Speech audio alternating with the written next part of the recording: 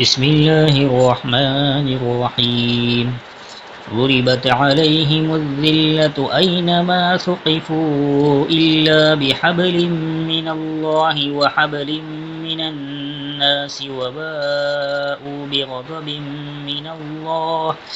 وباءوا بغضب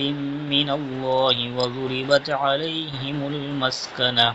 ذلك بأنهم كانوا يكفرون بآيات الله ويقتلون الأنبياء بغير حق ذلك بما عصوا وكانوا يعتدون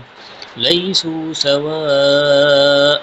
من أهل الكتاب أمة قائمة يتلون آيات الله آناء الليل وهم يسجدون صدق الله العظيم.